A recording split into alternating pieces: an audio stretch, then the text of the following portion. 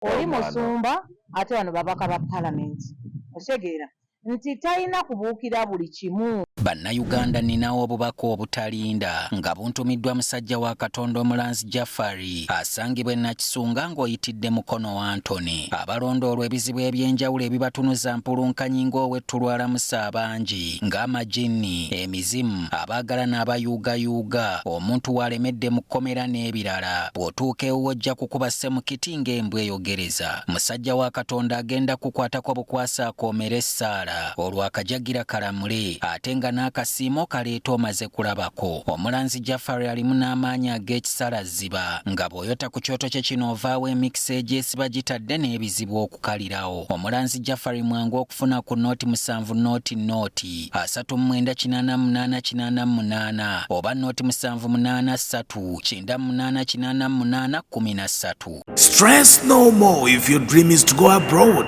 SMP Tours and Travel is here for you. We work on your travel documents like passport and ticketing, and we can get you visas for countries like Turkey, Switzerland, Iceland, Finland, Germany, Netherlands, Denmark, Dubai, England, USA, Bahrain, Canada, and South Africa. We are located on plot 9, Lumu Street, Kampala, Julaina Complex. You can call us on 0759-793-767 or visit us on www.smptoursandtravel.com. SMP Tours and Travel. Let's explore. Mbuzi muyiji nzejo fe mayanja aka Mr. Wagwan webale kutulaba yonna gy'osinzira okutulaba kwetulinnyo ku emboozi muyiji kwetulinnyo tweyanziza nnyo tweyanzeege Pacho ndi naye wano ataddeko obugalubindi olumu amanyi okuzeerabira oba bayazireseeyo simanyi naye ku luno yazijjukidde bulungi nnyo akaviiri akakyusiza alabika bulungi nnyo ankaabirira si kukaabirira agamba mutaya ssente simanye mwavu nnyo simanye embeera tatali oke naye akaviiri akyusa buli kadde engoye akyusa buli kadde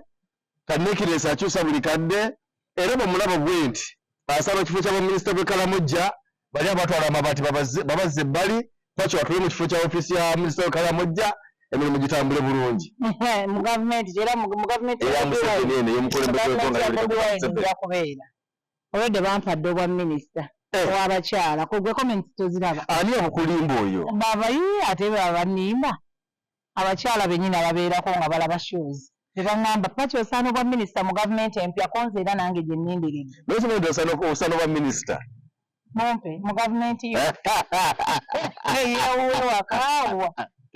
Pacho nsanyuse okukulaba onjagaliza obwa minisita nkitwala mu lya Yesu olabise bulungi nnyo webale kusiima ssebo tulinda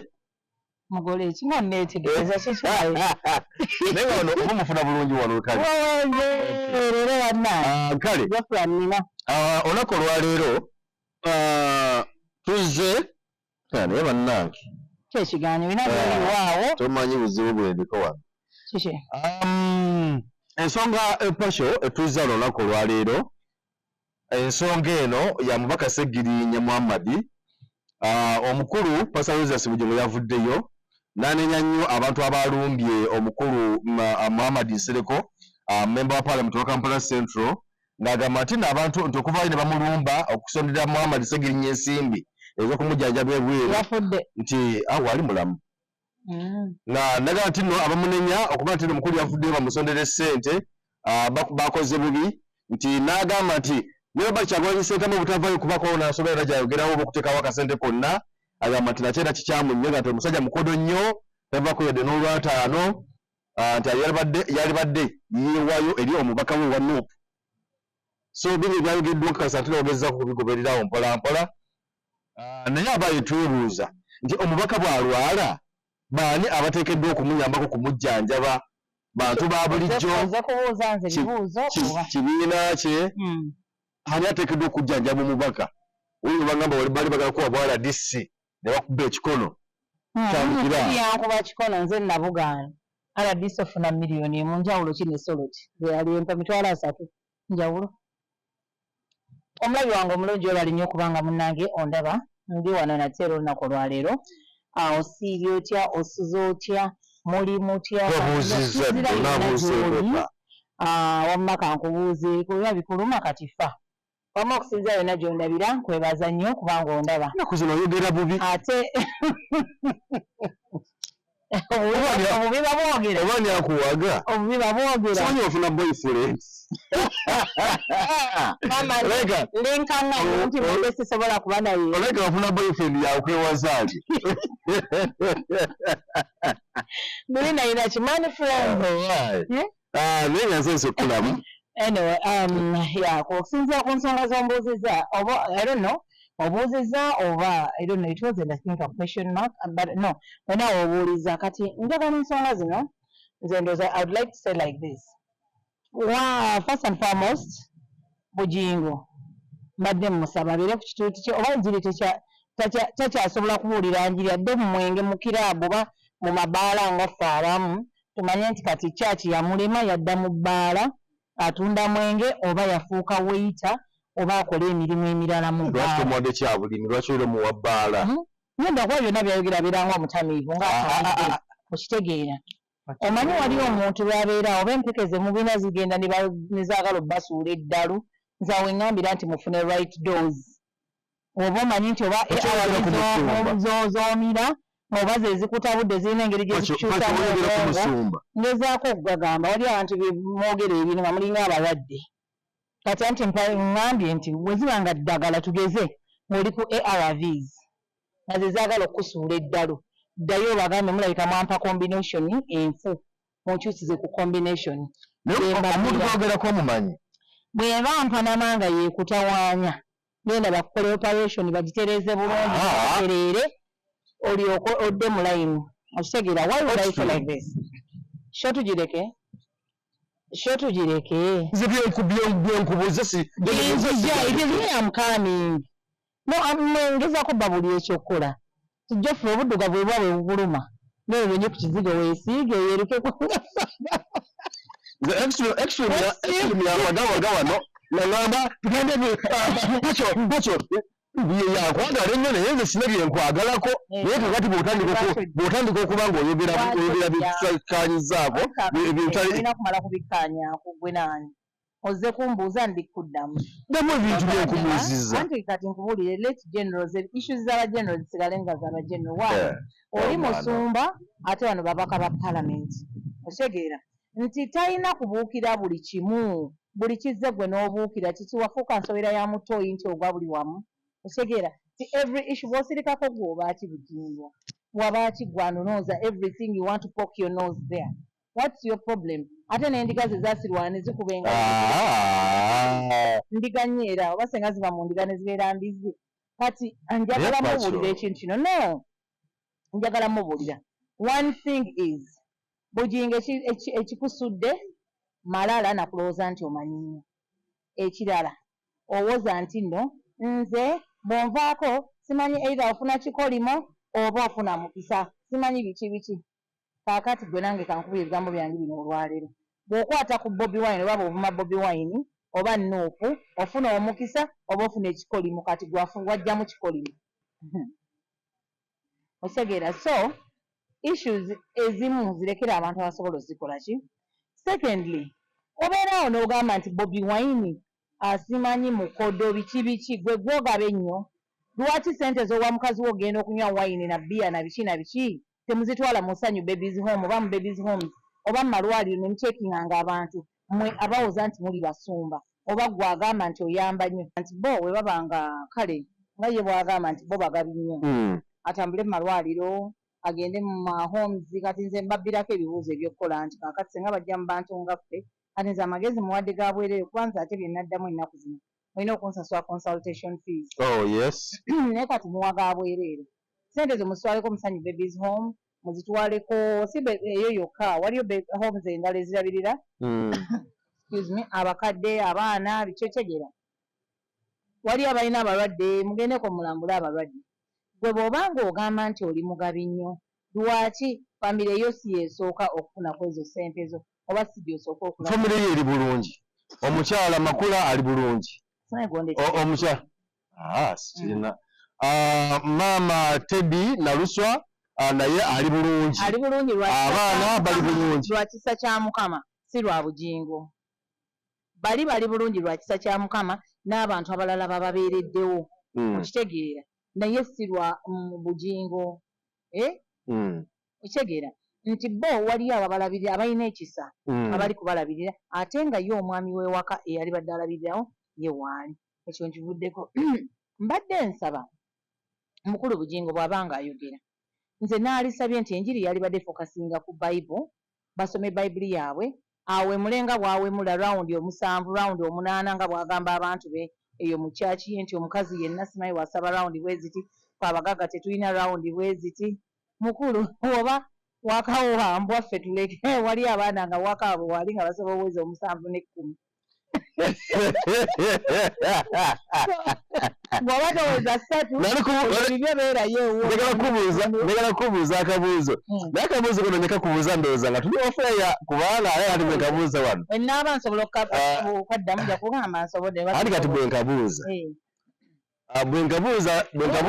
buuza comments bateekeko answer olaba otya buuza nze sijja kuddamu nja kuddamu ku mulundi omulala naye comments bo abagenda okomenti ngoba okulaba kyo bateereko answer ekibuuzo kiri nti omusajja kati bino just because eno platform eragwa abantu bakulu bokka era waliri babuuza kuti bwe babuuza nti eno emboozi ogiterayo baana bato n'abantu bakulu nze nterayo bantu bakulu so si baana bato omuntu yalimaze mu kisaawe rawundi esooka yali gimazeemu eddakiika mmeka rawundi eyokubiri nayo yali gimazeemu eddakiika mmeka buuza nti omuntu yalimaze ebbanga ki ng'alina omwagalwa we ndowooza si kyoyagala okubuuza ati ebintu bibiri nti omulundi ogusooka guyinza okuba gwanguwa naye ogwokubiri I don't know oba wabeera omaddo oba wakibeera kiki naye ate omulundi ogwokubiri etuyinza okuta rawundi eyokubiri abantu bagirwamu naye omuntu yali gimazeemu bbanga ki obuuziza nze obuuziza omulala mbuuziza ggwe nze I think kisinzira ku maanyiga oyo omuntu waliyo oli tolaba nti mukutera nnyo ogamba nti no rawundi esooka simanyi omuntu amala mangu otutembyassenga bantu bakulu be batulaba omuntu amala mangu but waliyo oli nga ne rawundi esooka baaba okuggwa lutalo esooka yes oli omwana nga atwala n'ogamba abaali n'ekikyamu no anyway wali omuntu okujja kati bano abamala amangu babiki ayinza okuba one omuntu ono amutawaanyiza nnyo amukwanidde ebbanga alidde ebintu byakoze biki amutawaanyiza nga tamukola ki kati bwafunye chance aze n'amaddu mangi nnyo anti mbadde manyi amaddu amangi kwe kwanguwa anti kakati kwe kwanguwa n'akola ki some of them anti depends on the person waliyo oli nga ye baaba mu maddu amangi ate ye omwongera maanyi then waliyo oli nga ye mu maddu amangi ye agenda kukola ki kugira bugizi akole ki ne aveewo dakiika nga 2 oba 3 naye waliyo n'ab'e10 bwempulira eddakiika 10 waliyo n'ab'e3 nga ye tagenda kigumiikiriza oli ye oba abeera yabadde ki I don't really have an idea olasobola okumala eddakiika 30 ng'ali mu kisaawe abaana bamalamu n'essaawa 2 obadde ki oli waawa abaana gye bali abaana balina waawa lwakubanza seeteganga simu kumanya budde nolonze malamu nga ddakiika mmeka omwana nalowooza nti nobanza mpaayiriza naye muyagamba etera kubeera ssaawa naye nze mmanda bampaayiriza naye wali abaana ssaawa 2 ssaawa 3 mwekanga bukazinoga twaze 8 nja kuteekako alamu tulabe lwaki ngaotekako alamu genda manyi obudde tuyingidde 11 nti ye kale newonoobirawo gwedda ku simu yokyeki abaana gye bali nga gyali manyi obudde kale tuwezeko obuyisaawo kubanga nayo nsonga nkulu omubaka honorable Muhammadi owa Kampala Central bujingo kwabadde praising kuba namulabe Sunday service praising mbu do you have Nsereko nze seetaaga Nsereko mu bulamu bwange kubanga first of all Nsereko is like an angel of health or death or something okitegeera nti atya ye lwaki ayagala nnyo vaayo when there are sick people lwaki tavaayo mu kuyamba omuntu ono process yonna lwaki bavaagala nnyo vaayo nga balaba nti omuntu ono maybe ali bubi nnyo anaatera kufa oba agenda kufa oba afudde lwaki so to me I would think Nsereko ave mu by'okubeera tiktoker oba blogger kuba kati Nsereko naye byali mu kukola kwegamba alinganga blogger oba blog babayita blogger naki ba blogger YouTube oba biki oba tiktoker kati awo yaba blogger kati ye yaze mu bwa blogging ate nga waliyo abaana balina obikola Nsereko gwe okudda ku kamera n'otandika okwogera ne Ssegirinya oba n'omukubira n'otandika okwogera ng'olinga nafuya ekibiina kyaffe ekya NUP nze nja kwogera because I'm one ate nakyegaana ng'olinga wanafuya ekibiina kya NUP ng'olinga anafuya si ng'olinga ng'onafuya omubaka ng'onafuya His Excellency Kyagulanyi Sentamu one and only elected mukwano ng'olina mungi anti nzija ndeeta mbadde nkyakubuulira anti mbadde nkyakuwa titles ate nga sinazimalayo okyegera omwagalwa w'abangi mu Uganda n'ensi yonna ng'olinga kwegamba nga oli kunafuya sayidi ye olaga abantu nti NUP tefuddeeyo ku mubaka waabwe nti NUP pulezidenti waayo tafuddeeyo mu kulaba nti omubaka we ali fine one kyenjagala putting her right is Nsereko should know very well nti ayina walina okuteekera issues zino guno tonkwata ku bbeere kiki mmanekebera mawulire nze okuwulira oba temuwulira bakuwulira wano nze ali mu control system nze nina okumanya ku bbeere nkutekano bweti lumu tugenda kulwanira ku naye bajjaji nandi ku raising simanyi oba baakusasula nandeeta issues nga ajja akola kyo kitegeera so mbadde ngezaako bagamba nti linda kunjogera n'abalabi mbadde ngezaako kugamba omusajja ono gwe bayita Nsereko abamu bamuyita simanyi kagege simanyi biki simanyi oba kagege byebiki kagege byebiki oli Honorable Muhammad Nsereko anti mbuuza kagege iziwati kitegeera mmanyi nti ngege zo weeziri naye amanya ge ye Honorable Muhammad Nsereko kakati ekisookera ddala TikTok is not where to raise your issues from ekyokubiri ogenda ku Facebook na biki okwagala okuswaza abantu oba okwanika abantu oba okuba degrading because that is degrading someone okumukakkanya isn't that degrading degrading yes kukakkanya yes kumunafuya yes abantu balabe nti oba ekibiina ekyo mwakibeererawo oba biki naye tekirina kyekikola oba tekiyamba abantu baayo that is very wrong senga waŋŋambye nti nno oba wayogedde ne Ssegirinya n'ogenda ku floor of parliament and you raise these issues ku floor ya parliament because first of all Ssegirinya mubaka Ssegirinya is an MP si MP yaliko naye aliko akyaliko he's still in the house era nga he's entitled ebyo byonna nga bulijjo mwe mubifuna lwaki ojja ku TikTok okwagala kulabisa NUP lwaki ojja ku TikTok okwagala kulabisa Kyagulanyi what kind of fight do you have ne Honorable Kyagulanyi oba President Robert Kyagulanyi fight ki gy'olina naye because this is an issue of national gundi kubanga wali badde otula ogenda mu parliament n'ogamba nti nno bannange speaker tuli wano naye mubaka munnaffe ali Germany ali eyo mulwadde talina busobozi talina ssente za ddwaliro talina biki kyemmanyi obulungi to these people have insurance n'omuntu agenda okulabirira ng'ogenda bweru and they are given per diem oba ya $3 nga 3 buli lunaku that is like 1 million every day nga bagenze yebweru ekyokubiri Nsereko njagala amanye Ssegirinya waali first of all mu mikono gy'abantu banno eyo gyali era njagala mukulu Nsereko amanye nti bw'aba ayagala kulobinga musajja ono kubanga ye amanyi nnyo tactics ze ez'okufuna ssente ayagala ndoza kukola bino agende wa President Museveni amugaa nze mumpeeyo miliyoni 5 ono ngenda mubbayo bamutuweeyo akawumbi mubbeyo muleete ewaffe waliyo ne be mugenda okutwala ewammwe nga tebakyali relevant to the people nga they are so irrelevant okitegeera so kakati ne womushopshipping nga n'omutwala si kikulu nnyo ffe naye nga ovudde eno nga toyonoonye erinnya lyaki kiringa gw'ogenda okwana mukazi wa gundi gendayo nga tomukubye magi mavundu yogerayo bibyo bw'aba akkiriza gye ng'omuntu omukulu yenna asobola okukkiriza tovunziza munno kiringa nze sisobola genda kwagala oba bba wa mukwano gwange nensooka gamba mukwano gwoyo n'omulaba oyo n'omwana gwe muyina mwekebeze siwo si biki no bwe mba nzikiriza nga nze sirina kuvunza mukwano gwange omwana yavunza munne olw'okuba alina omusajja yamugulya n'emmotoka Yena agenda eri n'amuvuuza. Ate era at the end of the day, let me tell you, naye internasi yafuna Rebecca pikipiki. Waliyo Mukama engeri. Yali amanyi mbu naye banaamuwaayo emmotoka. Tokulyewo nnyo. Balangire. At the end of the day, mukulu ani? Tubadde kwani? Muhammad Nsereko. At the end, waba ayagala kushipinga Ssegirinya mutwale mu NRM, we have no, tetulina buzibu naye. Because we've seen them move. And this is a free whatever. Buli muntu wena walaba ngino tewamukolera ayina ensonga, ayina right ogenda yona gyayagala. Newe muba mugende kubanga twabamanya. We know you, mwajja nga munoonya wakuyitira mugenda kukola ki. Kyogamba ne Ssegirinya yali mu. Ssegirinya naye mwali, bw'amukifaananyi kye mwali. Emboozi ogiwulira bulungi because Bondi says Ssegirinya ye yamukubira. So meaning maybe also ayina intentions ze z'okukola ki. Okitegera. Naye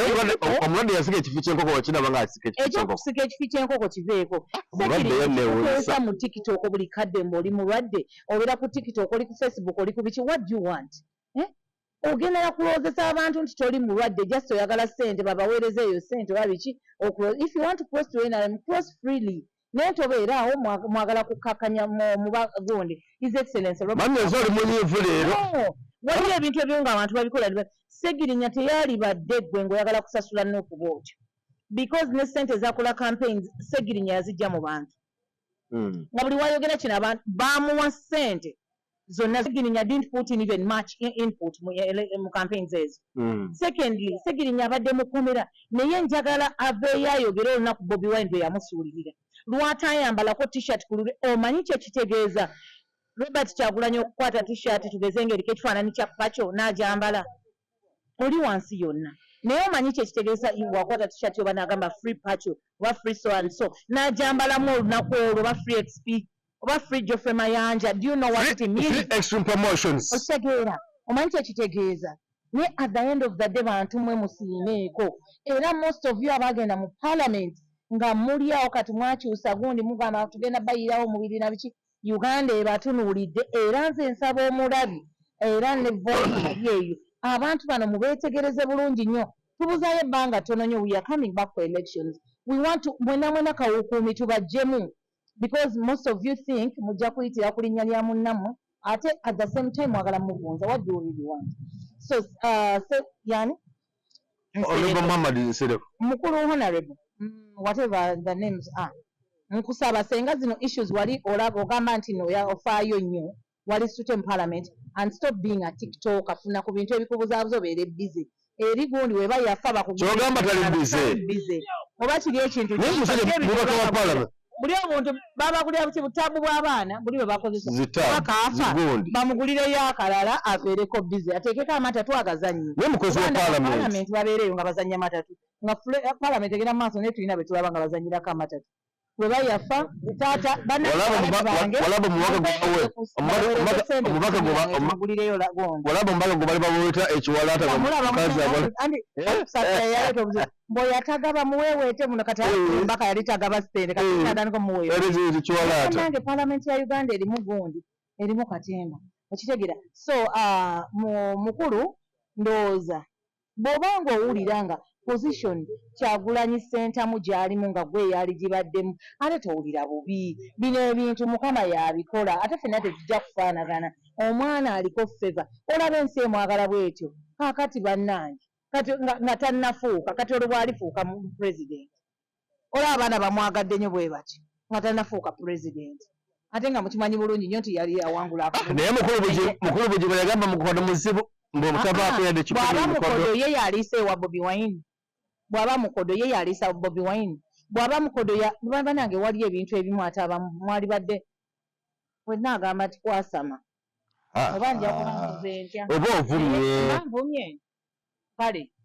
ebimu mwali siriseeko ebitabagwattako asigamba okwogera okitegeera manyi when you talk too much okwogera bw'oyogera ennyo oyasamuka kati they are correcting me Luganda okitegeera mama XP bale so nze waga Pacho wano nze kulwange ndowooza the best thing is Bujingo beera ku njiriyo Bujingo lowooza ku ssente za satellite abaana ze baakubyeko nga naye bw'ozibba mu baki bamuwa beyagalidde bawayo ekiweebwayo nti ojja kubba naye bamale bakole ki bagikubbeko kakati abaana baakubyeko ssente za satellite baweebwayo ekiweebwayo anti naye akibafera bufezi gwali omulabyekaani gwe yali akutteko bw'ati n'amusabira abasaagala bintu byokuagala simanyi amalogo gokunkwata kitegeeza naye kenyi talina maanyi agalina abantu bawona bw'aba yali agayina lwaki mukyala we teyamwonya ekirukulukuto kye yamulangira emyaka egyo gyonna bw'abanga amafuta yali agayina obanga agalina mwe bannayuganda muli no I'm telling you wamaanyi lwaki mukazi we teyasobola musabira okusinga ogenda omulaalaasa katuuti bannange munansonyiwa nali sirya kamuntamu myaka 8 ng'olina omwana emyaka 3 are you normal that time wayogerera ebyo byonna obwongo babukola bw'oba weeyita omusumba ng'olina amaanyi omukyala we yafuna ekikulukuto lwaki tewasaba n'ofukamira n'ogamba eziba nnaku 40 oba 50 oba 60 kale nze kampiseemu mu bulijjo ze tusiiba nsabire mukyala wange mukwateko mukyala wange awone ekikulukuto lwaki meaning you are a fake pastor money mu kifo ky'omulangira mu bantu okuvaayo ku kituuti is that an issue nagulanga pamba biki tumukuwe pamba omulye ate twanyiigaawo twali twamukuleetera pambawo ng'oba ogenda mumuteekawa wali badde omuwoyo mukazi w'omugumba atazaala ndowooza mulaba mukama engeri gy'asasulamu kazi kyemugumba atazaala paki obadde olina ekirala ali ku family plan ali ku apulaninga mupulaninga atandi abaganye pulaninga naye naye waali akyali mu kukola ssente bali mu kuteekateeka naye ng'essaawa yonna kubanga buli kaseera olowooza nti okoze nnyo omwana n'akuwana oh daddy yeah oh best yes eri n'olowooza ndowooza taatambule leero kyemukoze okusinziira ku byakugambye noga leero nowaatafuna lubuto nga si yenze naye gwe newewaga omwezi ogusooka mwaka mulamba ogwokubiri ogwokusatu tewali yadde nti daddy ondeta kayembe ng'okoma oba buli obupeera bugoowa obupeera nabo bubeerako ggoowa daddy anti paki olaba wabeerawo okupulaningira amaka ne mugamba nti tetujja kuzaala nga tetunatuuka ku kino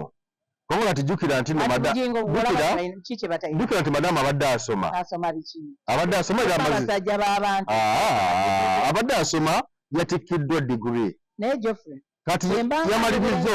yamaliriza okusoma ati mpulirizaako nange obadde nkuwuliriza naye mpulirizaako abadde asoma yamaze okutikkira diguri kati wate okuba waliwo enteekateeka endala tumanya nga bwe bamutikkidde n'amaliriza ng'agenda kufuna omwana azaale oba si kyo oba si kyo ati mwe mwayagala netusoma nazo netumaliza kati yekitaataye mwayagala ate nga ffe tulina banaku nga otambulira naku booda kagaali ate netuyita mwe mwayagala so kaakati nze nsaba ensonga ezo azireke akwata ku Bobi Wine akwata ku NUP bw'oli wakukubwa bukubwa kubanga si kukubwa nti migo nti oba ki naye ab'NUP kati bwe bakugula ate bangula nali mu kibiina ki I don't have any whatever naye okuba nti ndi muntu wankyukakyuka kuba nze gundi zonna sirina kyenzirabamu sinalabayo mulamwa ngulabamu kisinde NRM gekoze ebintu ekoze enguudo ekoze enguudo NRM erese eddembe prosperity anti pewamuga prosparinga naye nze nebwenvaano ku ssaawa zino era nyingirayo ewaffe nenyingira mukama yingira poole obuyumba bw'essubi obusiisira obuli ewaffe era kenyingira nengenda nenyingiramu ente zaffe zonna zabbibwa they were taken all our cows were taken ne batugamba bagenda tusasula how many years nze ente za tatange zaali 57 zokka ezo singa bakwata sente ne baziwa oyo omukadde tatange yali mu poliisi naafa nze kennyini and reaching even up to the HR human resource manager wa police bamuta mukulu musana nangamba according to the act simanyi biki force number ya tatange kyagijjukira it is 1985 force number ne file ne tugifuna naye ne bangamba manyi oyo tetusobola musasula because simanyi yafa nga tebannakyusa simanyi etteeka lino eryasimanyi act biki nga tebinnajja mu 1995 so biki so ne mubuuza ekibuuzo was he before that act came was he working for the government of Kenya or Tanzania oba America if the act comes and he was employing nga yali mu police wa Uganda lwaki mukyala we temumuwa sente ze nti bawe yafa deceased and biki and he was serving so there is nothing I would really come out and appreciate mu government ya Museveni ABCD and what have you pe abaana b'abaali abakozi ba police oba yali omukozi waabwe wa government yaabwe abaleeta eddembe lino lye tuliko we have not even tetulina nze siina kyendabye apart from okulaba nga babba sente za covid babba sente za TB babba biki bateekawo simanyi teeso biki eteeso tetunafuna na bintu ebyo bagamba bagenda kuzzaawo abo nabona bafiirwa ente zaabwe when they were abducted and what have you I have my relatives abali abducted by Kony kiki kye baali batuwadde ffe tulina obulumi bwaffe in us kuba the last raid yaliwo eya Kony ng'agenze mu Teso region Lango biki yonna Acholi region zonna tulina relatives who are killed who ababakola ki twafunamu ki muwooza nti kimwe abamu central mpozi mufunye naye for us who come from very far that side tulina obulumi bwaffe muva mulaba tuyaayaanira okulaba enkyukakyuka that's why some of us come out boldly netugamba twagala kulaba ku nkyukakyuka because of what we've gone through so I don't have to be bold to come and talk. First of all, me, I've never met Bobby Wine, I've never met maybe I'm apart from Mufumbiro and Alois, yes, no, there's a few people I've met, I think, and I'm chatting and about like any other person. Neyo muntu amala kufuna bulumi muri munda muye nalyoka vayo nagamba no, I think I should fight for this. So kitegere. Ne oli atakifunanga kwa asobola kwogera kyonna kyayagala. Olaba nga bugundi bwe yavayo nagamba police has a right to shoot and kill and what. Nali wange ne ngamba naye mukama Esala senge ewulirwa omupoliisi oyo n'ashootinga that gundi bullets n'engendera ew'omukyalo ew'omusajja oyo mu ddiiro lye nekkuba omwana we oba mukyala we esala ebambye nti no it has a right to shoot and kill senga omupoliisi oyo alikuba neriwaba nerigenda nerikwata owo wennyini oba abadde mu TX Prado oyo oba V8 oba bikya nti abo ze baatambulirangamu gwolooza lwaki walaba oyo omusajja bwe yafa ensi kye yakola omwana yagula kureti bbiri n'azituulako naye kye yayogera kyali kibijjo not until era abaana family ye had to apologize tosobola bannange kambabulye tukozese bulungi offices ze tulimu omwana yagamba akozesa bulungi eddaala lyo that is a song by Kinene I think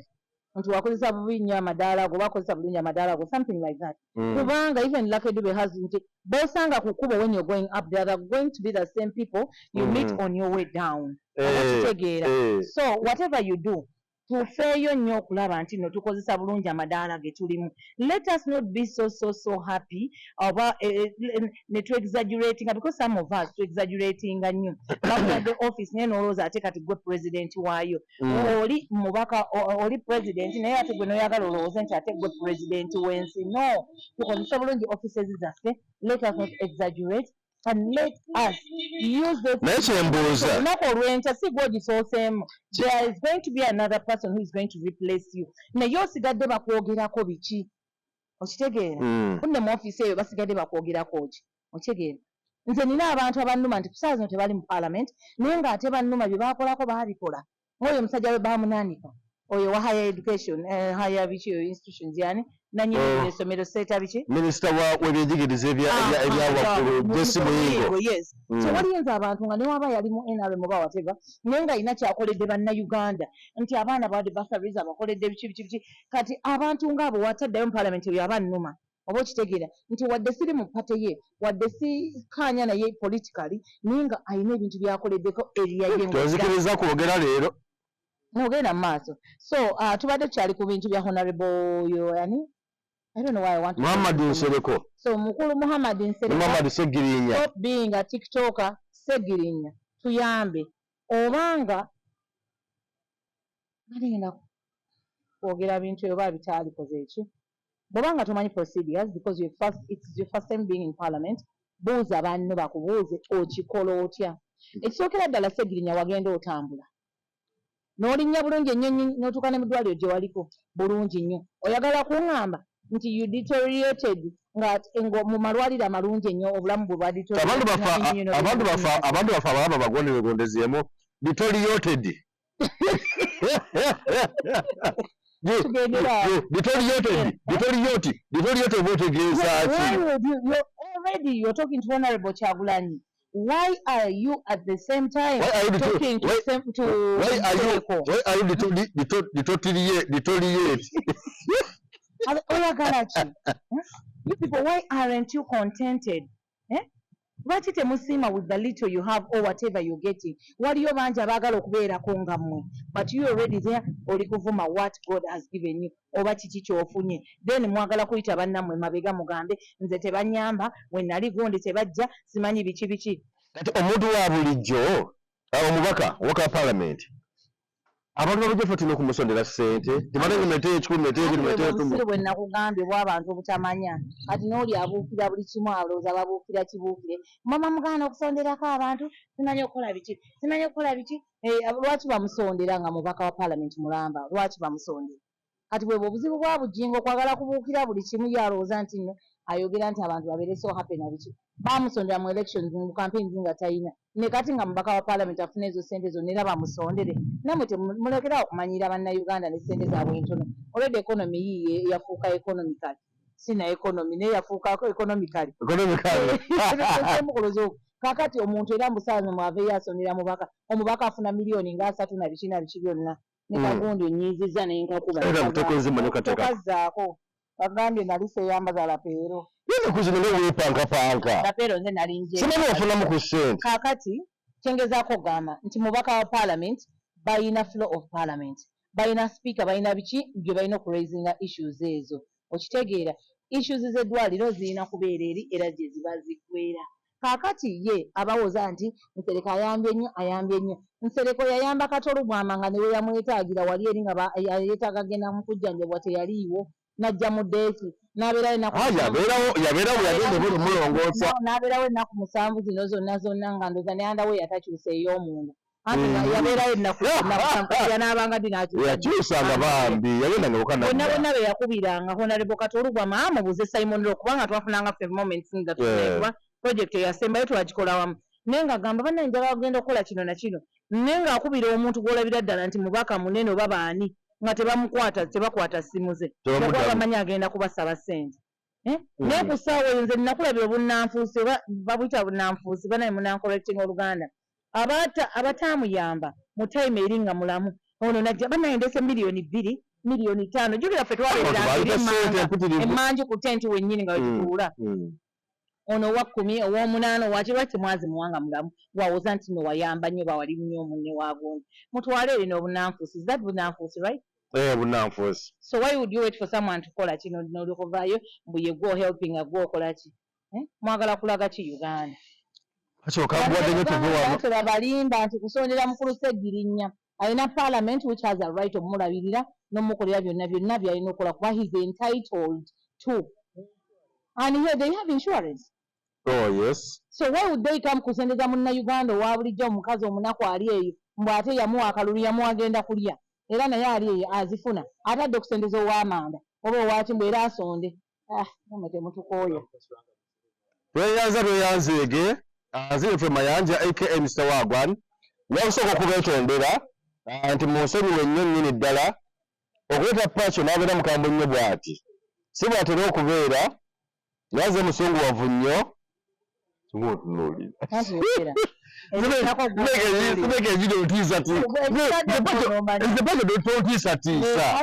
tolina lukusa kuntiisatiisa tolina lukusa kunkangakanga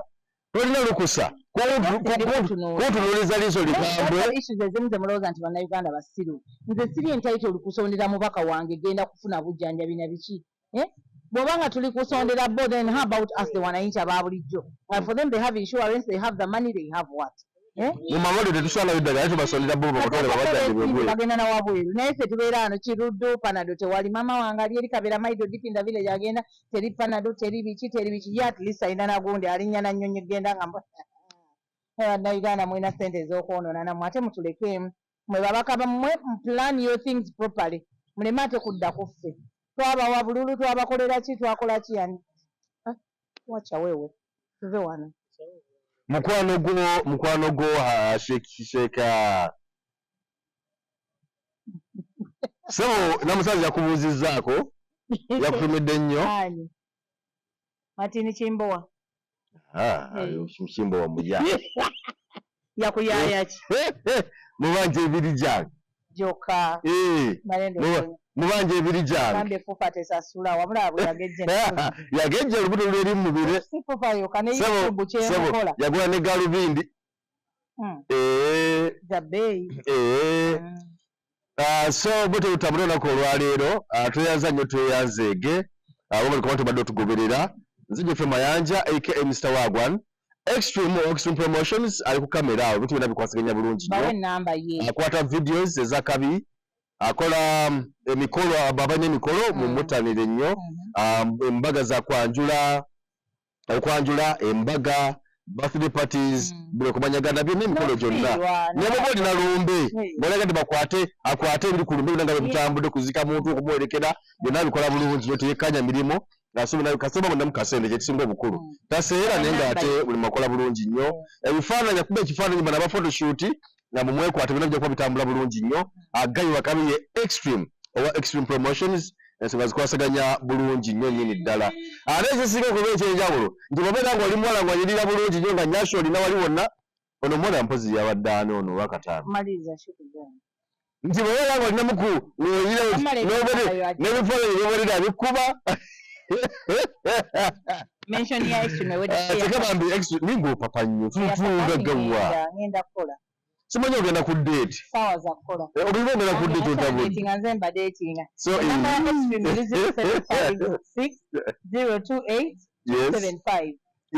Extreme 0756028275 Pacho onkola ku mikolo ate nga njogerera emikolo ojja kubanga nange onfuna bulungi nnyo nkansolinga oyinza okujja n'omwami wo nga waliwo ensonga ebasobedde recently nabadde ne family emu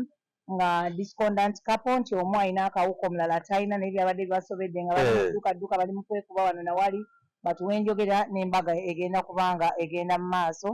byonna ebintu byatereera bulungi nnyo basobola okukimanya nti bwe mubeera wamu nga muli discordant couple era ne mukola ebintu ebyetaagisa munno tafuna kawuka akaleeta siriimu so mukwano oyinza okuba nga weetaaga counseling issues agala njogereko n'abaana b'essomero ddamba oba mulina omukolo birthdays weddings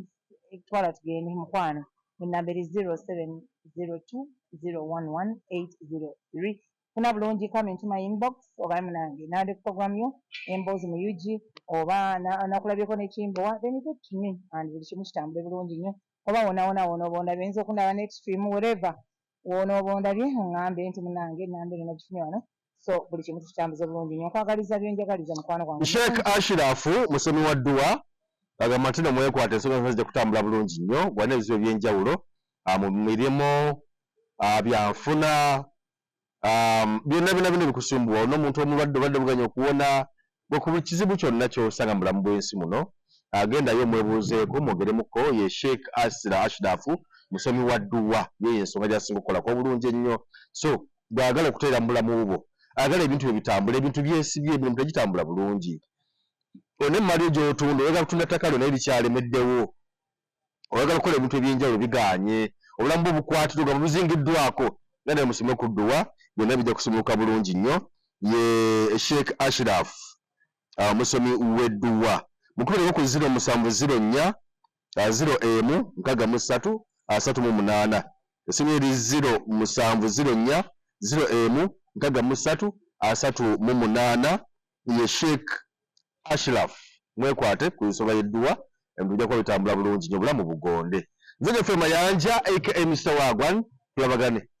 Bannayuganda ninawo obubaka obutalinda nga buntumiddwa musajja wa Katonda Omulanzi Jafari asangibwa e Nakisunga ng'oyitidde Mukono wa Antony. Abalondoolwa ebizibu eby'enjawulo ebibatunuza mpulunkanyi ng'ow'ettulwalamusa abangi ng'amajinni, emizimu, abaagala n'abayuugayuuga, omuntu walemedde mu kkomera n'ebirala. Bw'otuuka ewuwo ojja kukuba ssemukiti ng'embwa eyogereza. Musajja wa Katonda agenda kukwatako bukwasa akoomera essaala olwo akajagira kalamule ate nga n'akasiimo kaleeta omaze kulabako. Omulanzi Jafari alimu n'amaanyi ag'ekisalaziba nga bw'oyota ku kyoto kye kino ovaawo emikisa egyesiba gitadde n'ebizibu okukalirawo. Omulanzi Jafari mwangu okufuna ku nooti 7 nooti 3988888 oba nooti 783988813. Stress no more if your dream is to go abroad. SMP Tours and Travel is here for you. We work on your travel documents like passport and ticketing, and we can get you visas for countries like Turkey, Switzerland, Iceland, Finland, Germany, Netherlands, Denmark, Dubai, England, USA, Bahrain, Canada, and South Africa. We are located on plot 9, Lumu Street, Kampala, Julina Complex. You can call us on 0759 793 767 or visit us on www.smptoursandtravel.com. SMP Tours and Travel. Let's explore.